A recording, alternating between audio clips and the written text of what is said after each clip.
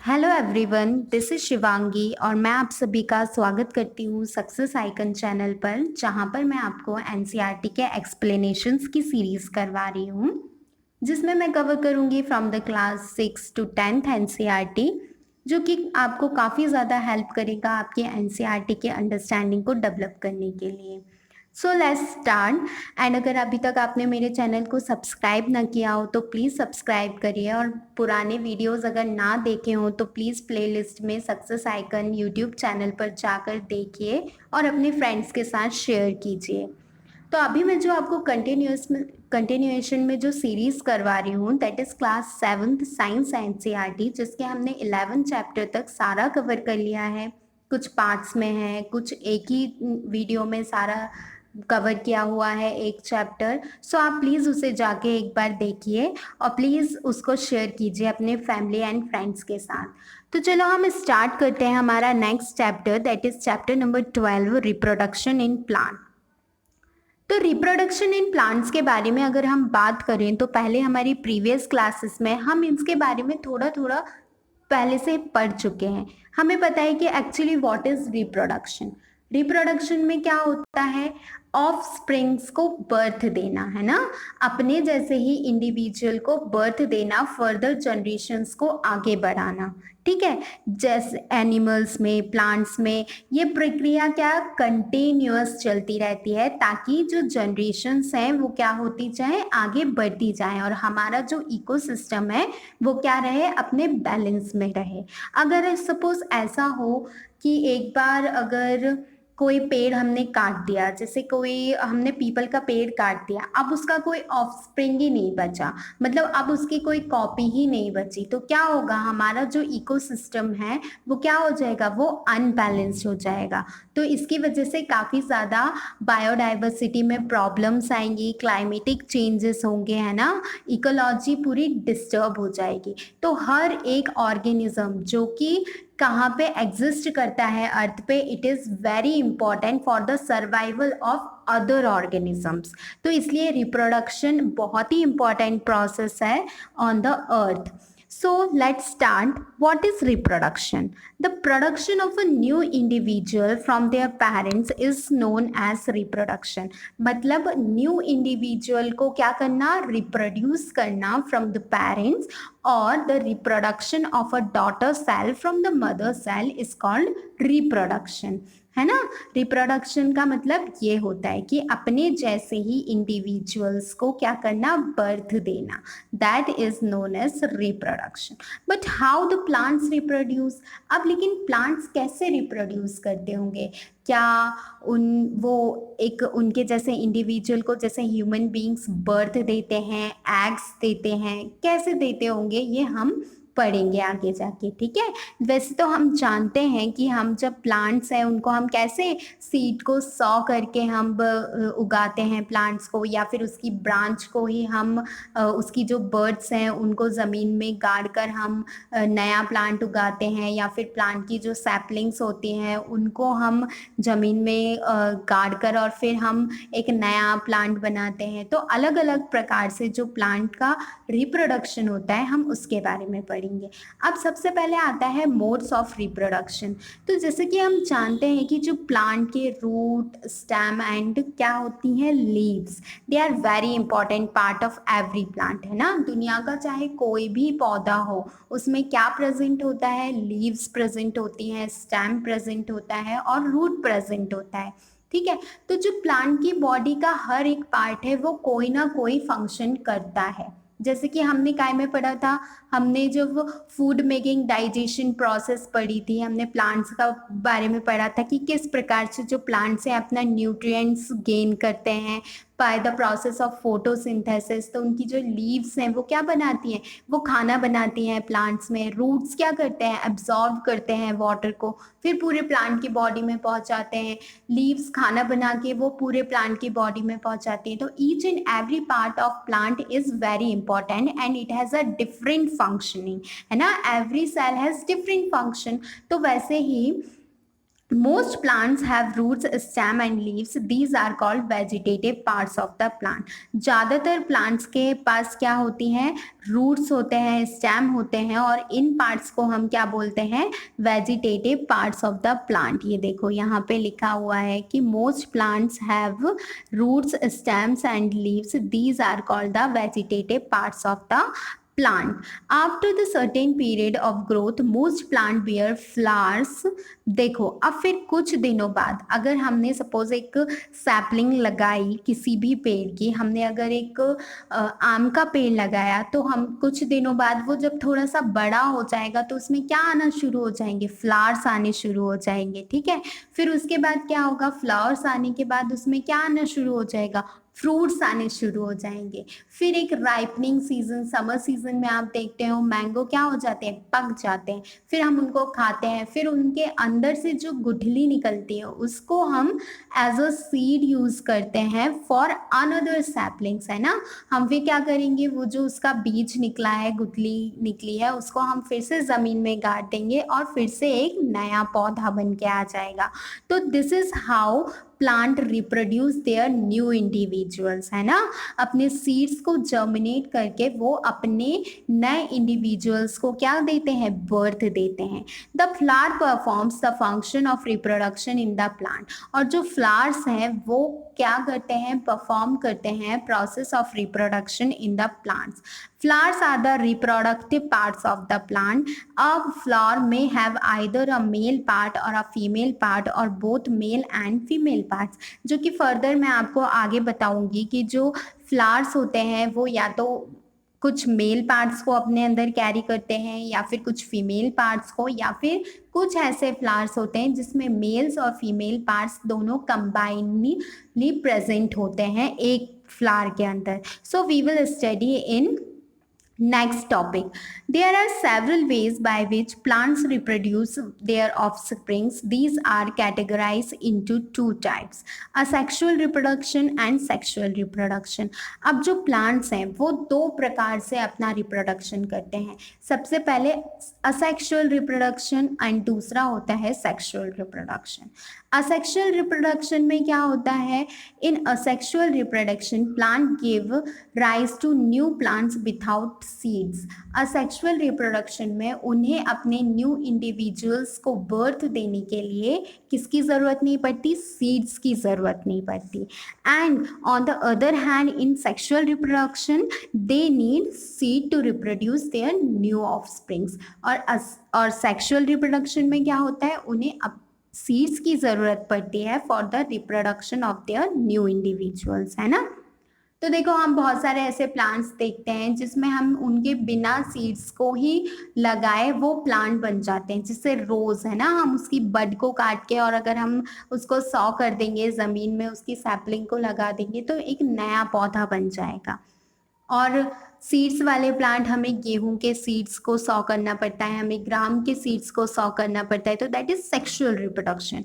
But in asexual reproduction we do not need seeds to grow the new individual plant. Okay, Paheli thought that new plant always grow from seeds, but she has never seen the seeds of sugarcane, potato and rose.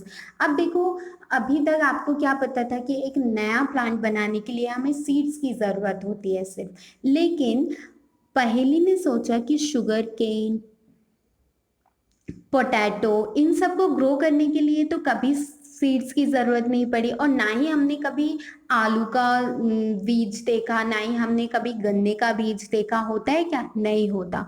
तो बहुत सारे ऐसे veg हैं जिसके द्वारा हम plants के new offsprings को क्या कर सकते हैं, रिप्रोड्यूस कर सकते हैं। ठीक है, ज़रूरी नहीं है कि सिर्फ हमें उनके सीड्स की ही ज़रूरत पड़े। तो we will study about this only in this chapter. सबसे पहले हम पढ़ेंगे असेक्सुअल रिप्रोडक्शन, जिसमें हमें काय की ज़रूरत नहीं थी, सीड की ज़रूरत नहीं थी।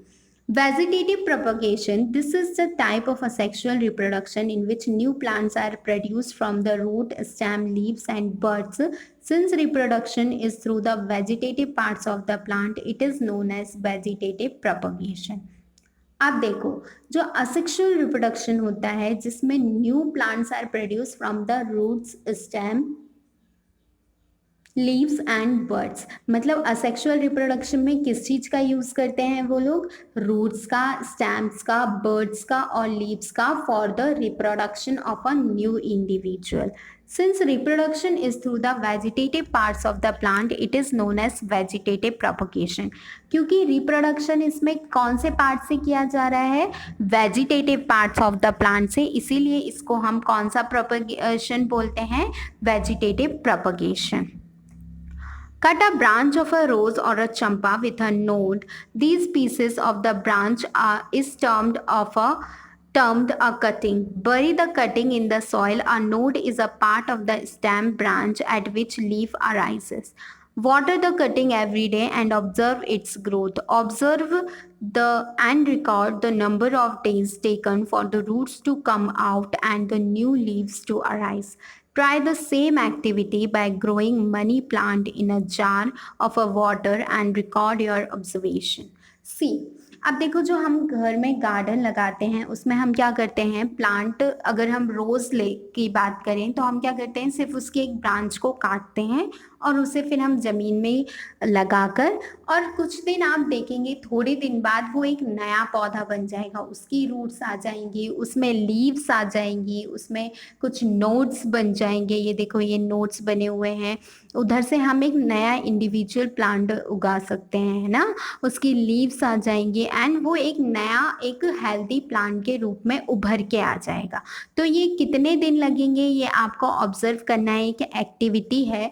You must have seen flower birds developing into the flower. Apart from flower birds, there are birds in the axil point of attachment of leaf at the node of the leaves which develop into a shoot.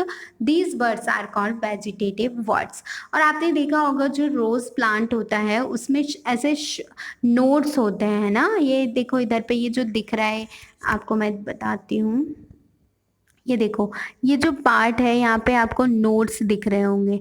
तो ये क्या होते हैं, ये क्या काम करते हैं, ये नए प्लांट को उगाने के लिए भी हेल्प करते हैं. ठीक है, these are nodes are called shoots. इनको हम क्या बोलते हैं, shoots. A bud consist of a short stem around which immature overlapping leaves are folded. The vegetative buds can also give rise to a new plants. और ये जो vegetative words होती हैं ये क्या करती हैं, एक नए प्लांट को ग्रो करने में हेल्प करती हैं. अब देखो नेक्स्ट, अगर हम नेक्स्ट एक्टिविटी देखें तो उसमें काय का एग्जाम्पल दिया है, पोटैटो का. अब आपने अगर कभी देखा हो पोटैटो फील्ड या नहीं देखा हो तो आप यूट्यूब पर जाके देख सकते हैं कि किस प्रकार से जो पोटैटो है उसका कल्टीवेशन किया जाता है. या फिर आपने देखा होगा आपके घर में पोटैटो हम लेकर आते हैं, अगर वो बहुत दिन तक रखा रहे तो उसमें क्या वो ग्रीन ग्रीन कलर का कुछ उग आता है. या फिर प्याज में भी आपने देखा होगा ग्रीन कलर की उसमें पीछे से लीव्स जैसी उग आती हैं. तो वो किस वजह से होती है, जो potato itself acts as a seed of the plant, है ना. वो खुद ही यूज होता है to grow its new individual. ये देखो ये पोटैटो में ये आपने देखा होगा अगर आपके घर में भी, ये ऐसे ग्रीन कलर के कुछ नोड्स निकल के आ जाते हैं उसकी आइज में से, और फिर हम इन आई को बरी कर देते हैं सॉइल में. फिर ये नए इंडिविजुअल पोटैटोज को हम ये क्या करते हैं, हेल्प करते हैं ग्रो करने में. ये पोटैटो जो है उसको हम क्या बोलते हैं, इसको हम रूट बोलेंगे या फिर बल्ब बोलेंगे या स्टेम बोलेंगे. तो आपको मैं ये बता दूं कि जो पोटैटो है वो क्या कहलाता है, स्टेम कहलाता है. ठीक है, क्योंकि इसमें क्या प्रेजेंट होता है, स्टार्च प्रेजेंट होता है. That is by the potato is known as stem. We used to eat stem of the potato. Okay. So next ginger में भी ऐसे ही सेम प्रोसेस होता है, जिंजर को भी हम ऐसे ही उगाते हैं. फिर आते हैं बैरोफाइलम.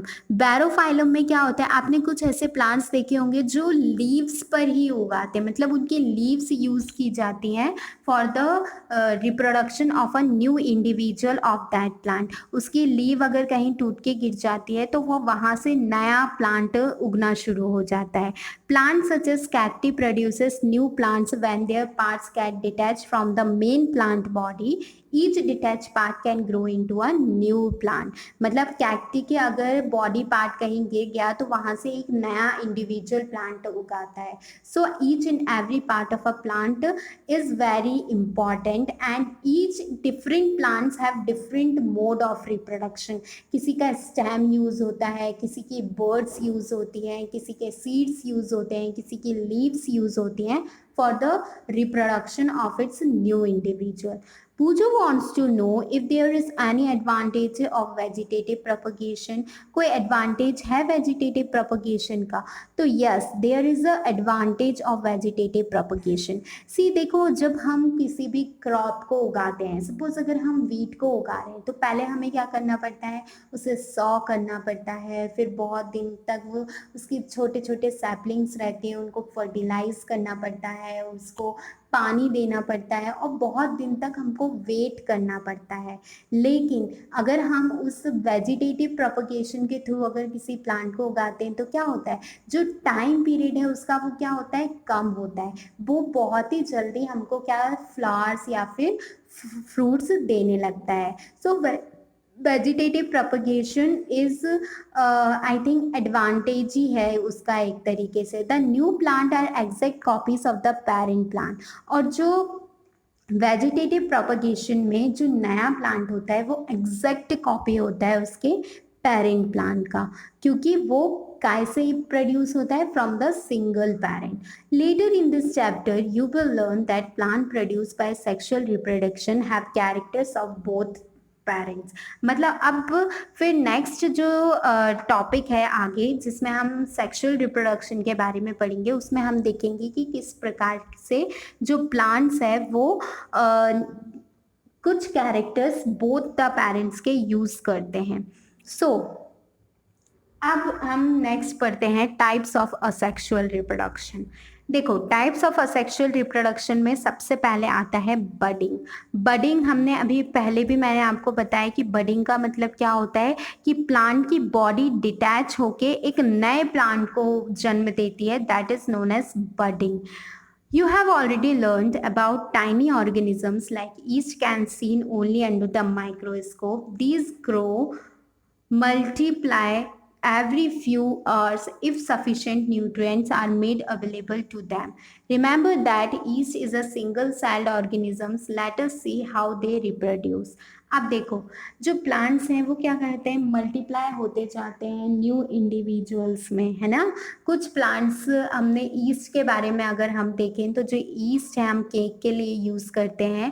अगर आपको मैं एक एक्टिविटी के थ्रू समझाती हूँ, देखो इसमें भी दी हुई है कि take a piece of yeast cake और a yeast powder from the bakery और a chemist shop. Take a pinch of yeast and place it in a container with some water. Add a spoonful of sugar and shake to dissolve it. Keep it in a warm part of a room. After an hour, put a drop of this liquid on a glass slide and observe under the microscope. What do you observe? You may see formation of new yeast cells. हमें क्या दिखेगा कि एक cell से बहुत सारे नए yeast cell जन्म ले रहे हैं। देखो, एक ईस्ट सेल था, फिर उसने बड बनाना शुरू की, फिर धीरे धीरे ये एक नई बड बन गई और उस नए बड से एक चेन ऑफ बर्ड्स रिप्रोड्यूस होने लगी।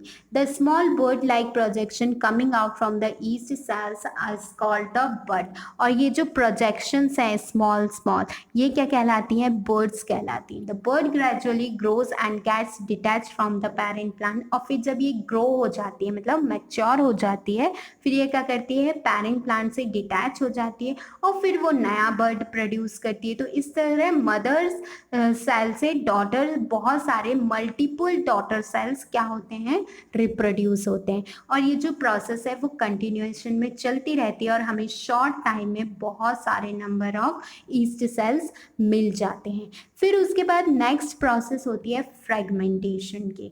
फ्रेगमेंटेशन प्रोसेस में क्या होगा, a slimy green patch in a pond और in a stagnant water bodies. अब देखो, अभी बारिश का मौसम है, आप देखोगे कि पानी जब भर जाता है किसी जगह तो वो पानी ग्रीन हो जाता है, उसके अंदर ऊपर क्या जम जाती है, काई जम जाती है ना, एल्गे जम जाता है। तो एल्गे में जो रिप्रोडक्शन है वो किस प्रोसेस से होता है, by the fragmentation.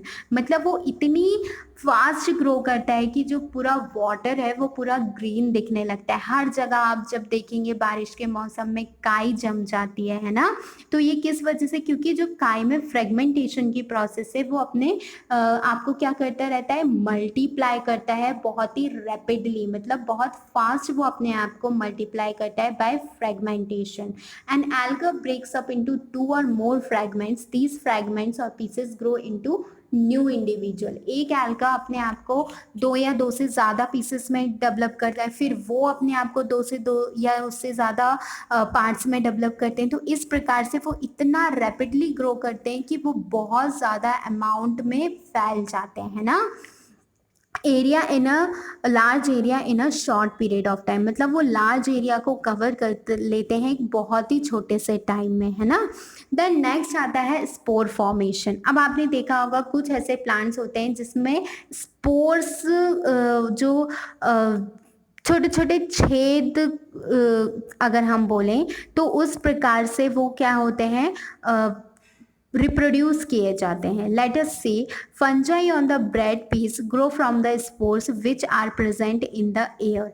Repeat the activity 1.2। Observe the spores in a cotton like mash on the bread. When spores are released, they keep floating in the air. As they are very light, they can never cover long distance. The spores are asexual reproductive bodies. Each spore is covered by a hard protective coat of to withstand unfavorable conditions such as high temperature and low humidity. So they can survive for a long time under favorable condition. A spore germinates and develops into new individual. Plants such as moss and fern also reproduce by the means of spores. अब आपने देखा होगा कि जो fungus है वो कैसे develop होती है, स्पोर फॉर्मेशन। आपने देखा होगा अगर कोई रोटी है या फिर किसी भी जगह पर फफूंद लग जाती है तो वो एक स्पोर्स के फॉर्म में, मतलब छोटे छोटे स्पोर्स दिखते हैं हमको उसमें। तो ये जो स्पोर्स होते हैं ये क्या क्या करते हैं, न्यू इंडिविजुअल को डेवलप करने में क्या करते हैं, हेल्प करते हैं। They can survive for a long time और इनका मतलब they can withstand unfavourable condition, मतलब ये हाई टेम्परेचर और लो ह्यूमिडिटी में भी सर्वाइव कर सकते हैं, ठीक है, क्योंकि ये अपने ऊपर एक प्रोटेक्टिव लेयर को जमा कर लेते हैं। And they develop into a new individual. Plant such as moss and fern, जो मूस एंड फर्न है वो ग्रो करते हैं by the process of spore formation. The next is sexual reproduction. We will study in the next part of this chapter and I hope आपको ये समझ में आया होगा हमने क्या क्या देखा इसमें। बडिंग देखी, बडिंग से क्या ईस्ट सेल्स डेवलप हुए थे, फ्रेगमेंटेशन से alga, and next spore formation से जो फर्न और मूस हैं उनके न्यू इंडिविजुअल्स का रिप्रोडक्शन होता है bye the process of spore formation.